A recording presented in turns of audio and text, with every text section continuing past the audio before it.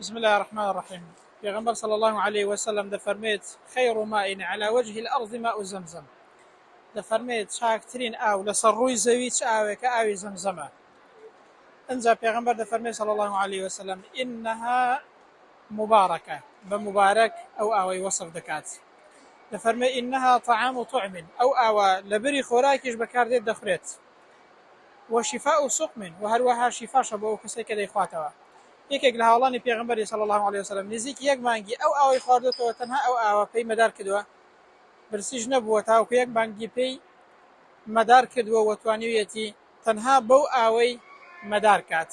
پێغمبەر دەفەرمێ صلی الله عليه وسلم ماء زمزم لما شرب له. ئاوی زەمزەم ئینسان بۆ هەر مەبەستێک بیخواتەوە مەبەستەکەی دێتە دی ئینشاءالله. دەڵێن ابن عباس کە خواردوویەتەوە ئەو دوعای کردووە اللهم إني أسألك علما نافعا ورزقا واسعا وشفاء من كل داء. خوایا زانست و زانیاریم زیاد کەی ڕزق و ڕۆزیم فراوان کەی شیفای هەموو نەخۆشیەکانمان بنێری. یا رەبی خوایا بۆ خاتری ناوەجوان و سیفەتە بەرزەکانی خۆت کەی زانست و زانیاریەکمان زیاد کەی کە سوودمان پێ بگەێنی و عەمەلی لەگەڵ بێت. یا رەبی خوایا ڕزق و ڕۆزیمان فراوان کەی. یا رەبی خوایا شیفای هەموو نەخۆشیەکانمان بۆ بنێری.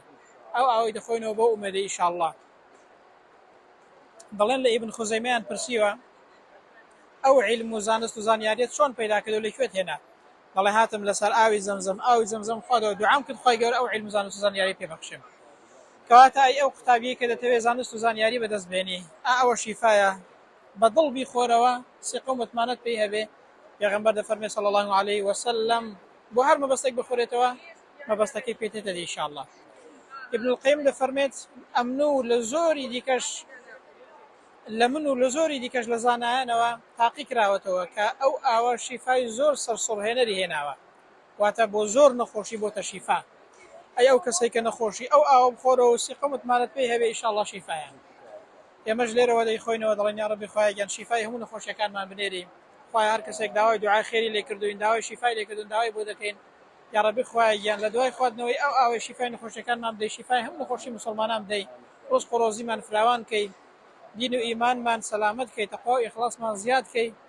ئەو کەسەی کە مەبەستێکی خێری هەیە خوایە بۆی بێنێتی شیفای نەخۆشیەکانی بۆ بنێری.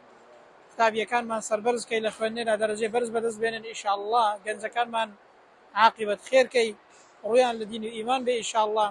خاک وڵاتمان پارێزراو کەی هەر کەسێک ناخۆشی و ناڕەحەتی و دڵتونبوونی هەیە رەبی خوایە ئێمە داوای بۆ دەکەین لەو شوێنە پیرۆزەی بەهانایەوە بچی و یا رەبی خوایە گیان دڵی خۆش کەی دڵی ئاسوودە و کامەران کەی ئینشاءالله.